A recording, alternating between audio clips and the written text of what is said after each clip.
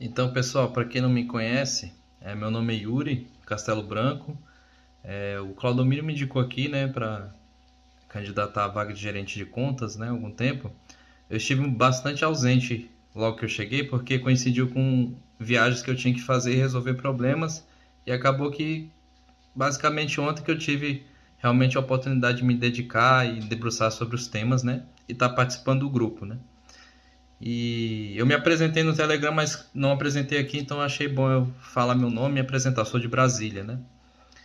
E como eu falei lá, eu estou no criptomercado mais ou menos há uns 10 anos. Estive ausente dele, vamos dizer assim, para fazer outras coisas. Fiz um curso de medicina, parei no meio. E minha paixão foi sempre tudo que é disruptivo e inovador, que realmente a gente sabe que é o que a pessoa precisa. Minha paixão em ajudar, em ver o que aprimora a vida humana, a sociedade. Então, toda a minha vida é nessa direção. Então, nesse ponto, o Bitcoin me apaixona. E nesse ponto também é o que a gente tem que ter em mente sempre que a gente fala do assunto, para ter a noção e a consciência de que governo nenhum vai conseguir derrubar esse ativo, simplesmente porque ele é uma garantia global de solidez na economia, de uma economia lastreada, porque a gente não consegue voltar ao antigo padrão ouro, né? A China estava cogitando essa possibilidade um tempo ali na época do governo da Dilma. A Dilma também se mostrou um pouco favorável, mas a gente sabe que na prática isso não é tão fácil assim, né? Até porque o ouro era muito, sempre foi difícil, é uma mineração, né, que realmente é bruta ali, né? Toma tempo, é um simples desperdício de recursos, de certa forma, né? Enquanto que hoje em dia a gente tem o ouro digital, né, que é o Bitcoin. Então ele surgiu aí realmente para ficar. Tanto é que a gente vê governos tomando posse de reservas em Bitcoin, porque eles sabem que no futuro o lastro da economia tende a ser o Bitcoin. E há muito tempo é um problema econômico muito antigo, né? Essa visão de que o mundo precisa de uma moeda global. Então, se existe alguma moeda global que pode obter assim, se existe uma moeda que pode obter esse cargo, é o Bitcoin. Justamente porque ele não é passivo de influenciação por um governo X, um Y, um político X ou Y. Todas as outras moedas, inclusive as futuras CBDCs que vão surgir, sim, na minha visão, 80% dos bancos centrais estão vendo essa possibilidade, elas não vão conseguir competir com uma moeda sem influência. Então o Bitcoin ele vai virar uma reserva de valor global internacional. E já há países, isso que é interessante, a gente tem medo da proibição, isso é válido, mas existem países que já estão super favoráveis. Os Estados Unidos um país que guia a economia já há muito tempo, desde o século passado, né? E ele se mostra favorável aos bitcoins, né? Teve um parecer lá do órgão que regula os bancos, né, lá, dizendo que eles estão habilitados a virar impulso de mineração de blockchains públicos e de transacionar com stablecoins visando a eficiência dos processos bancários, né, minimizar os gastos, né? E fora que o governo americano tem um lastro em Bitcoin. Eles têm uma reserva em bitcoins. Bitcoins, por exemplo, apreendidos de pessoas que mexiam às vezes com o mercado negro, foram parar na Reserva Federal, etc. E no Brasil, recentemente, a gente teve o aval do ministro da Economia dizendo que o Bitcoin poderia ser usado como integralização do capital social. Então, isso é uma coisa assim surreal. Eu vi gente no mercado financeiro pipocando por causa disso, porque veja bem, você tem uma empresa que você tem que ter 3 milhões em caixa em reserva de valor, numa poupança, parado mesmo, por causa de eventualidade ou às vezes pagar funcionários, digamos, né? Tem empresas que tem que ter muito mais, tipo uma empresa de ônibus, tem que ter muito dinheiro parado, né? E hoje essas empresas podem simplesmente pôr criptomoeda que vai valorizar, não vai ser um passivo ali parado que vai estar desvalorizando com a inflação, vai ser um passivo parado que vai estar valorizando. E como o Bitcoin ele é muito, quase praticamente não tem inflação, né? Criação de novas moedas, sem justificativa, sem influência de governos, etc. Isso é uma coisa maravilhosa. E a gente tem o nosso governo brasileiro, que tem um histórico, na verdade, contrário a isso, sendo favorável ao Bitcoin. Então eu acho muito difícil que a gente seja capaz de voltar atrás. Até porque as pessoas estão se dando conta que o valor do Bitcoin tende a crescer, só não sabe o motivo. Então, às vezes, o nosso papel é propagar esse motivo e tirar também o medo das pessoas em relação à volatilidade da moeda. Ela é volátil, mas ela tem um lastro real, que é tecnológico, mas é um lastro real. enquanto que a moeda nacional, não é volátil, mas não tem laço e desvaloriza. O Bitcoin, ele é volátil, tem laço e valoriza. Então, na verdade, essa volatilidade é sempre temporária, né? Tanto que nos gráficos de médio e longo prazo ele está em alta, né? Até hoje, tendência de alta. Então é o que eu digo, assim, na Argentina, por exemplo, tentaram proibir o dólar porque as pessoas lá têm historicamente um sofrimento muito maior do que no Brasil em relação à desvalorização da moeda de lá. E isso criou um mercado em relação ao dólar que sempre foi muito intenso, né? Lá os preços das coisas são dados em dólar e em pesos argentinos, né? Com a proibição do uso de dólar, com a especulação em dólar que estava tendo ali, ainda existe o mercado negro lá de dólar. E ele é bem ativo. E agora o interesse pelo Bitcoin cresceu enormemente, porque eles sabem que é a segurança deles em relação a uma moeda nacional, né? Então, tem vários fatores que muita gente já está familiarizada, né? O real, desde que foi criado, desvalorizou em 94%, 95%, não lembro bem o número, né? Mas a gente tem hoje uma economia que é baseada em dívida, né? Tem toda a história da economia, né? Eu até não posso esquecer, no acordo de Bretton Woods, né? Deixou de deixar a economia americana cotada em ouro, porque não estava dando certo mesmo, não ia dar certo aquilo. E aí, em 85, a gente tornou a economia basicamente digital. Hoje em dia, a gente tem 5% do dinheiro físico, né? E o resto ou é 10, até 10%, né? O resto é digital. Então, na verdade, os CBDCs, eu estou falando dos dois temas, porque eu acho que os dois temas se ligam, né? A proibição, a possibilidade de CBDCs. Porque tem gente que pensa que eles vão gerar uma proibição futura do BTC. Não vai ser assim. O BTC ele não é transacionável no dia a dia, mas ele vai virar uma reserva de valor e uma moeda internacional, vai virar um poder internacional. Existem países que vão estar querendo fazer essa reserva, né? Igual o artigo que postaram aí da Índia, eu achei uma coisa muito interessante. Se os responsáveis pela Índia conseguissem ter essa visão, com certeza o país ia sair de emergente para desenvolvido, bem capaz, em pouco tempo. Então, o BTC ele é um poder muito grande. E sabem disso, né? Toda vez que ele está em valorização, a gente começa a ter um monte de notícia. Não sei quem da autoridade do governo falou que vai proibir, falou isso, falou aquilo. E a gente sabe que não é verdade, né? A gente tem que ter a mente sempre nos fundamentos reais da tecnologia, que basicamente vem como uma solução do sistema recorrente e cíclico que vem só piorando, né? Escalonado, né? De dívidas. Então a gente tem a solução perfeita que está nas nossas mãos, a gente tem a possibilidade de adquirir hoje com um preço módico em relação ao futuro. E a gente tem o Fórum Econômico Mundial, que as coisas vão mudar muito nesse período agora, né? Porque eles falam de reset financeiro, de contrato social, então são temas muito fortes, porque realmente, se tiver a criação de CBDCs, eles podem entrar numa espécie de lei marcial em relação às pessoas terem um acordo direto com o governo, que vai ser o agente negociador de dívidas de pessoas físicas e jurídicas, né? E isso vai criar uma política única de resolução disso. Hoje em dia a gente tem vários agentes comerciais que dão solução X, Y e várias possibilidades. Isso pode diminuir e criar um sistema um pouco mais coercitivo, né? Então existe um risco do uso para oprimir o cidadão, né? Então um cidadão bem informado e de posse de criptomoedas vai ser um cidadão muito mais difícil de manipular, né? Então a única fronteira que a gente tem em relação a isso é a simples adesão e uso no dia a dia. Então imagina você dar para uma pessoa a possibilidade dela crescer esse capital. Eu estou falando rápido porque é questão do tempo, né? E os vídeos são difíceis de carregar no WhatsApp, né?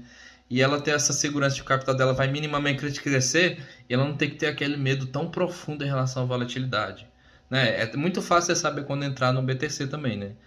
Aí, aliado a isso, você ter uma plataforma como a DEX é realmente a solução perfeita para a gente conseguir, não querendo ser nacionalista, porque não é, eu acho que não é algo muito bom, mas conseguir que o Brasil cresça em relação a essa nova economia que vai surgir inevitavelmente.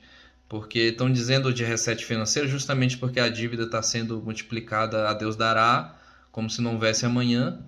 E, por exemplo, agora na pandemia, os Estados Unidos multiplicou de 3,6 para 7,2 quase, algo assim, quase dobrou em trilhões de dólares a dívida pública, né?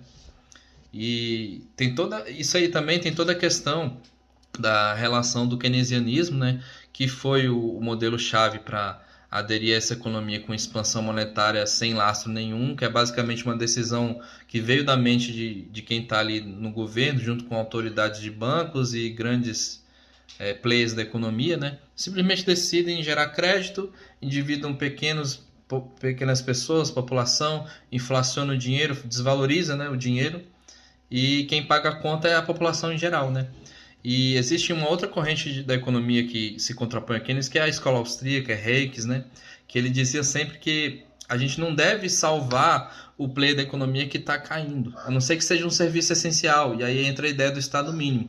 Ele deve zelar pelo que as pessoas tenham alimento, possibilidade de crescimento na vida e saneamento, casa, moradia. De resto, a gente não precisa andar salvando grandes monopólios, principalmente porque é o cidadão que escolhe, é o poder de compra do cidadão. Quando o cidadão é o maior voto do cidadão, o poder de compra, né? Então, quando uma empresa está entrando em decadência, ela é porque as pessoas não estão usufruindo daquilo. Aí vem o governo e salva essas empresas, salva esses bancos, e quem paga a conta é a população como um todo, sendo que na verdade não está servindo a população. Então, na verdade, o BTC ele bota as rédeas da economia de volta nas mãos do povo, para usufruto do povo, para gerar um mundo que corresponda ao que as pessoas precisam, um mundo feliz, um mundo com viabilidade de recursos e de serviços que realmente a população deseja. E o que acontece também nessa questão da escolha desse keynesianismo mal implantado foi que a gente precisa de um consumismo, de implantar crenças nas pessoas, de enfraquecer o psicológico das pessoas, porque precisa ter uma correção, uma forma de gerar o caminho ao que o governista quer, ao que os grandes players, bancos querem, porque eles criaram um valor que não existe para uma empresa X. Né? Tiraram ali da Nestlé a necessidade de pagar imposto. Todos os anos são 420 bilhões, ou 400 milhões em média, tem ano que é menos, né? De perdão de dívidas, né, no tribunal do governo do CRAF, né? Em grandes empresas, Nestlé, Globo, essas só coisas grandes. Enquanto que o pequeno é enxotado se ele não pagar as dívidas, né? Então a gente tem o Refis que facilita isso, mas é totalmente não tem paridade nenhuma, né? Um socialismo para os ricos, capitalismo para os pobres, né? Porque eles dizem que os ricos têm mais poder, então é mais fácil dialogar com quem mexe com muitas pessoas, mas a gente sabe que isso não é verdade justamente por essa questão que eu falei. Quem deve ditar os recursos são as pessoas, é o poder de compra delas. Então a gente tem que voltar às bases de um Estado que é feito para defender a população, né? Tem a questão do Exército Nacional, tem a questão do priorizar vouchers para saúde, educação e moradia, saneamento. Mas o Estado ele tem sido um agente que está pisando em cima do povo em nome basicamente de elites que querem continuar sendo o topo do topo. Isso não tem lógica nenhuma, né? Mas é muito fácil para um governista ter essa prática porque ele recebe retornos de corrupção, então de várias formas de poder, né? De manipulação. Então a gente tem o Bitcoin, que é uma solução para N coisas se a gente prestar atenção. E na verdade, vários governos estão vendo que isso é a solução, porque esse sistema aí não funciona mais. Esse sistema de criação de dívida, dinheiro baseado em dívida, de inflação, já tem degringolado há muito tempo, né? E agora com a crise do Covid, que pode ter sido uma doença implantada assim para gerar leis marciais e aí conseguir manter um sistema mais controlador por mais tempo, mas eu acho que não vai ser bem assim, porque a gente vê que existem pessoas bem intencionadas no mundo, né? E pessoas que já não estão tão iludidas com relação a esses sonhos que ensinam a gente a ter, né? Desse capitalismo de compadrio que cria um consumismo, uma supervalorização de coisas que não tem lógica nenhuma, né? Uma população enfraquecida psicologicamente. Então tem todo um processo por trás disso tudo, né? Então, assim, só para concluir, coisas que eu já falei e repeti várias vezes nesse vídeo, eu acredito que não é possível, por questão de um simples fenômeno social mesmo. Não é mais possível a proibição do Bitcoin, até porque existem grandes autoridades de grandes governos sendo favoráveis a ele, né? Inclusive o nosso no Brasil, né? E sobre as CBDCs é isso, né? A solução delas é muito interessante, vai facilitar a economia, vai gerar uma economia mais digitalizada, as pessoas vão começar a usar menos papel moeda, a ver o poder das transações rápidas, vai ter menos liberdade, vai ser mais difícil não pagar impostos ou praticar a economia informal que é tão boa para o cidadão, principalmente nos países subdesenvolvidos, como o Brasil. Tem gente que só consegue sobreviver e ajudar a família por causa da economia informal, né? Mas isso é algo que o governo vai ter que lidar, né? E é bom para a gente porque na prática não vai impedir que o BTC seja usado como reserva de valor. Ele é para ser uma poupança, né? Agora, na fase em que as pessoas começarem a querer transacionar e fazer trocas comerciais com criptomoedas descentralizadas como a Light Network, que são baixa taxa e valem para o dia a dia, aí o governo pode querer meter a mão na massa e praticar algum tipo de correção mais forte. E aí, talvez ele criminalize o uso de exchanges descentralizados e tal, porque a gente vê que para o governo, pelo menos o Bitcoin é de alto valor, porque é a moeda com maior solidez no código, maior auditoria, nenhuma outra chega perto nisso. E se tratando de tecnologia de código, isso é o mais importante. É código aberto e altíssima auditoria, né? Já foi largamente testado. Então, isso cria uma solidez tão grande, um laço tão grande, que governo nenhum vai querer perder essa oportunidade. Por isso que a gente teve aí o parecer do ministro da Economia dizendo que o Bitcoin pode ser usado como integralização do capital social de empresas. Justamente isso é um bom ponto para o governo atual, né? Digamos, com essa solução aí.